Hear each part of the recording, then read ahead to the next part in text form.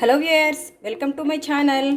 ఈరోజు వీడియోలో మీరు చూడబోతుంది ఒక ట్రెడిషనల్ ఓల్డ్ రెసిపీ అండి. అదే కొర్రబియ్యం పాయసం. దసరా నవరాత్రుల్లో ఇప్పటికి కూడా పల్లెల్లో చాలామంది ఈ కొర్రబియ్యం పాయసాన్ని అమ్మవారికి నైవేద్యంగా సమర్పిస్తూ ఉంటారు. దీన్ని తయారు చేసుకోవడం చాలా ఈజీ.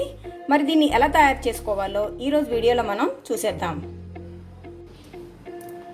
కొర్రలతో పాయసం తయారు చేసుకోవడానికి కొర్రలు ఇలాగా కడిగి శుభ్రంగా 3 hours పాటు సోక్ చేసి పెట్టుకోవాలి.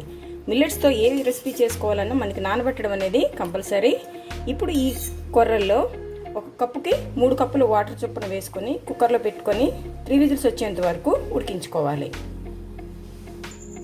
ఇలా కొర్రబియ్యం రెడీ అయిపోయింది. ఇది మెత్తగా ఉడికిపోయింది. ఇప్పుడు నెక్స్ట్ ప్రాసెస్ ఏంటో చూద్దాం.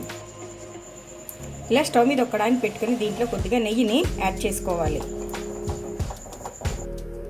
నెయ్యి మొత్తం మెల్ట్ అయిపోయిన తర్వాత ఇందులో ఇలాగా మీకు ఇష్టమైన డ్రై ఫ్రూట్స్, జీడిపప్పు, కిస్మిస్, ఇంకా మీకు ఏవైనా ఇష్టమైనవి ఉంటే వాటిని వేసుకొని మంచి కలర్ వచ్చేంత వరకు ఫ్రై చేసుకోండి.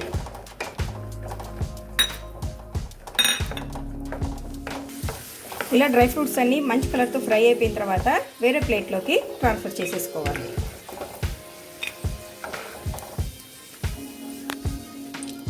ఇప్పుడు ఇదే కడాయిలో మనం ఏ కప్పుతో అయితే కొర్రలు తీసుకున్నామో ఆ కప్పు కొంచెం తక్కువగా బెల్లాన్ని ఇందులో యాడ్ చేసేసుకోవాలి.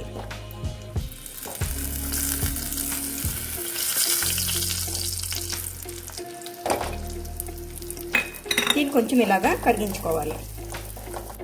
ఈ బెల్లం ప్లేస్లో మీకు కావాలంటే పంచదారను కూడా యాడ్ చేసుకోవచ్చు. కానీ కొర్రబియ్యం పాయసం బెల్లంతో అయితేనే చాలా టేస్ట్గా, హెల్తీగా ఉంటుంది. ఇలా బెల్లం మొత్తం మెల్ట్ అయిపోయిన తర్వాత ఉడికించి పెట్టుకున్న ఈ కొర్రల్ని ఇందులో యాడ్ చేసేసుకోవాలి.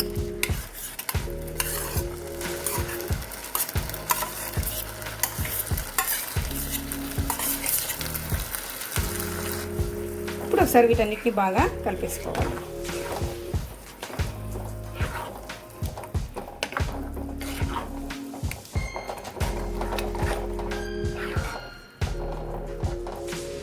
ఇలా మొత్తం కలిపేసుకున్న తర్వాత ఇందులోనే ఒక 3/4 గ్లాస్ వరకు పాలని యాడ్ చేసుకొని మరొకసారి బాగా కలిపేసుకోవాలి. ఇలా మొత్తం కలిపేసుకున్న తర్వాత స్టవ్ని మీడియం ఫ్లేమ్లోకి అడ్జస్ట్ చేసుకుని 5 to 8 minutes పాటు దీనిలాగా ఉడికించుకోవాలి. మనకి ఇది చిక్కగా రెడీ అయిపోయింది.